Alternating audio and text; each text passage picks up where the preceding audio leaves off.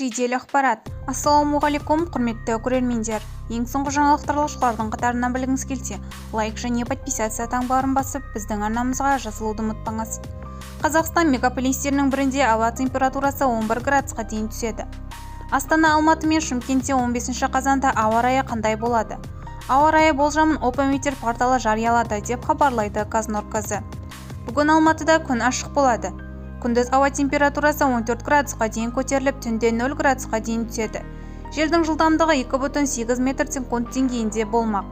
Астанада синоптиктер болжамынша күн ашық болады. Күндіз ауа температурасы 5 градусқа дейін жетіп, түнде 11 градусқа дейін төмендейді. Желдің жылдамдығы 6,3 метр секунд деңгейінде болады. Шымкентте бүгін күн ашық болады.